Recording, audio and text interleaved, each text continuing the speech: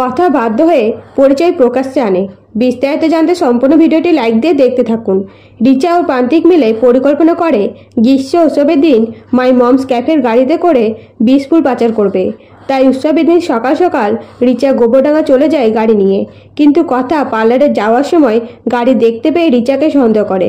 তাই উৎসবের মাঝে রিচা যখন প্রান্তিকের সাথে কথা বলে তখন কথা লুকিয়ে লুকিয়ে শোনার চেষ্টা করে, কিন্তু শুনতে না পেলে ডাইরেক্ট রিচাকে যে বলে, তুমি ক্যাফের গাড়ি নিয়ে গোবরডাঙ্গা গেছিলে কেন?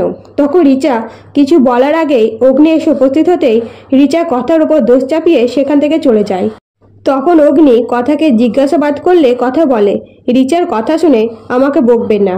হ্যাঁ, আমি পেছন করেছি। সন্দেহজনক কিছু দেখলে তো নজরে নজরে রাখতেই হবে।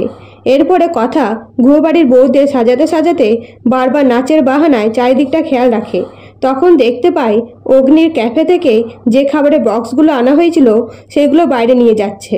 তাই তাদের পেছন করতে থাকলে অগ্নি এসে কথাকে ধরে ফেলে আর বলে, এখানে কি করছো? তখন কথা বলে, খিদে পেয়েছে তাই খাবার খুঁজছি। তখন অগ্নি বলে, আমার সাথে চলো, আমি খাবারের ব্যবস্থা করে দিচ্ছি। তখন কথা নিষেধ করে আর বলে, আগে সবাইকে সাজিয়ে দিই তারপরে খাবো, আগে সাজানোটা বেশি দরকার। এই বলে আবার মেকআপ রুমে চলে আসে, কিন্তু কাউকে না সাজিয়ে গানের তালে নাচতে নাচতে আবার মেকআপ রুমের বাইরে এসে প্রান্তিতে পেছন করতে করতে বেআইনি জিনিসপত্র পাচারের গাড়ির সামনে চলে আসে।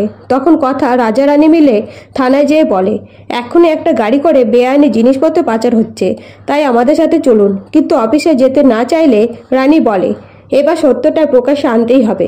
এই বলে নিজের আই কার্ড দেখিয়ে বলে, আমি ইন্সপেক্টর পূর্বা দত্ত, এবার তো যাবেন। তখন অফিসের কথাদের সাথে যেতে বাধ্য হয়।